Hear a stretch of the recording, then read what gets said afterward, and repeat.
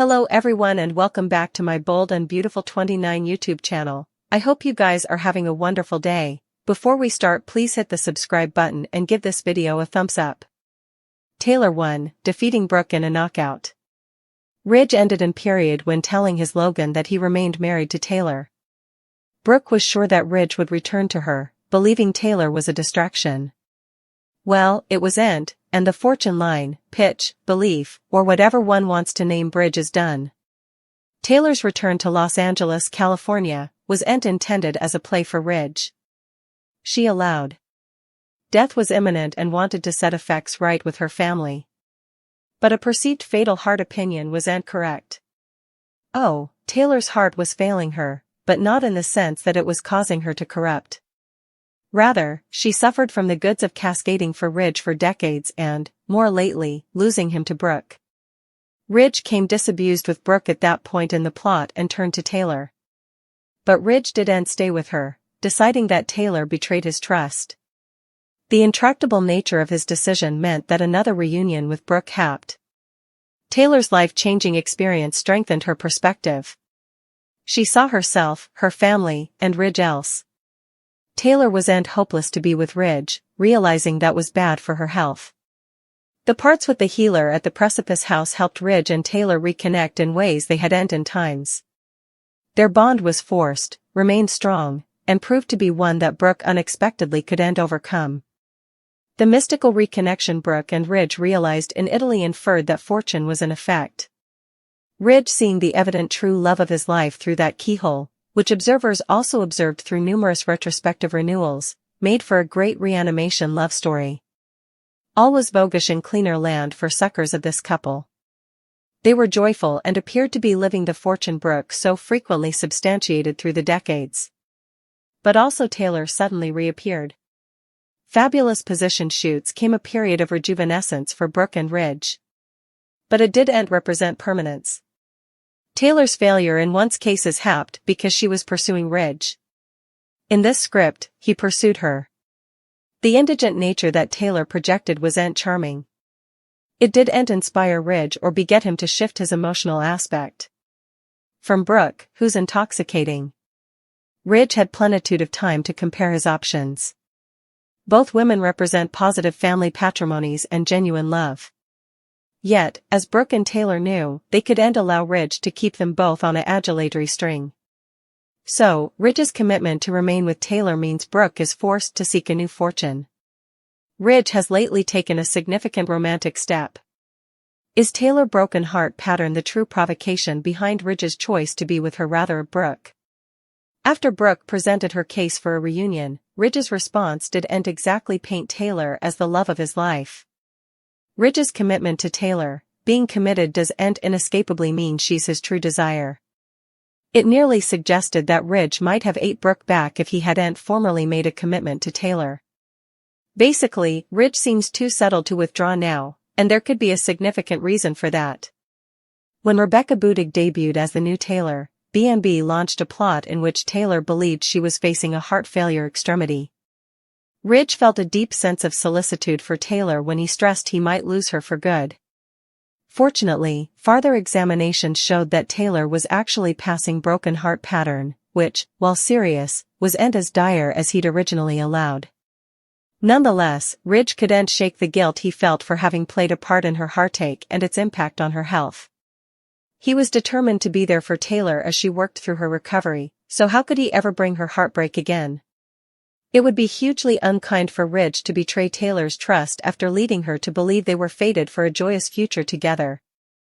Has Ridge ever truly valued commitment? His impulsive nature has led him to zip from one woman to another without vacillation in the history.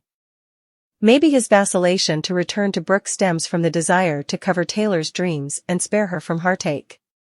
After all, Taylor has been making significant progress, and a reversal could spark another health extremity for her. At this juncture, Ridge might not want to put Taylor through that fire.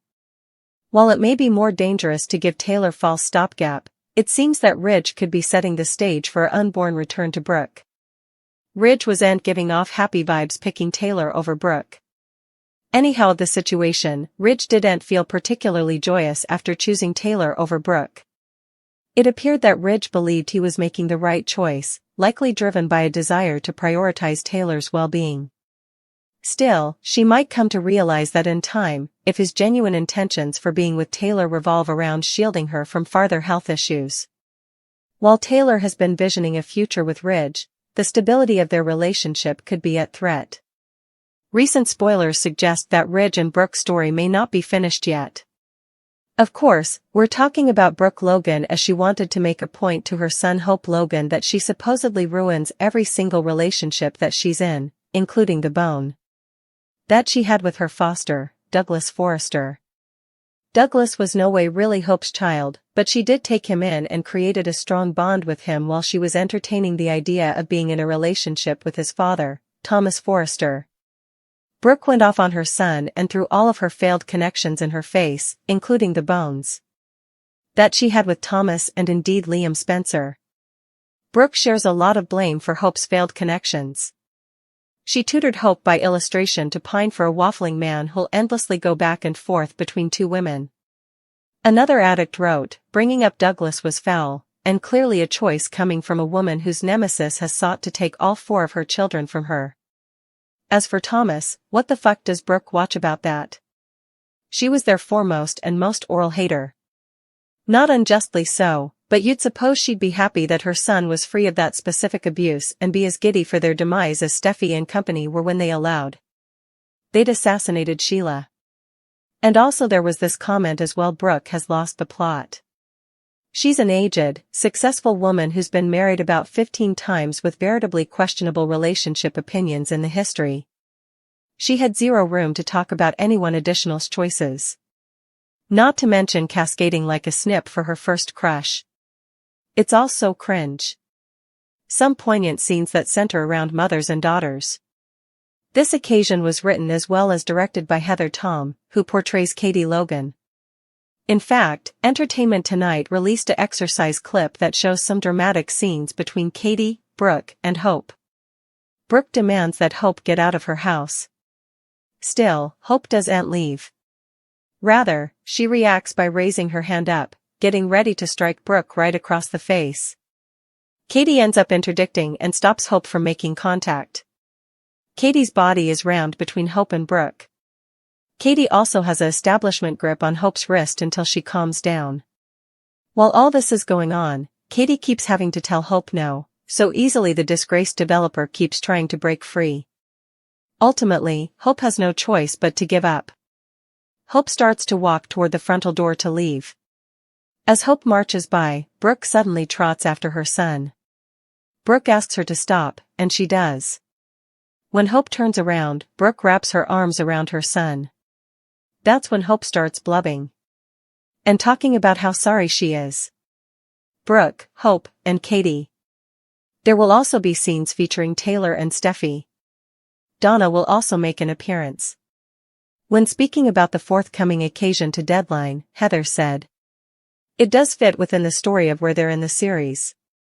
We considered doing Commodity that was further of a standalone, but Brad, Bell, head pen/superintendent patron, felt, and I agreed that it demanded to just kind of inflow with the story and it made sense. It seems that Hope is about to go through a total breakdown. Could this mark the morning of Hope getting some professional help?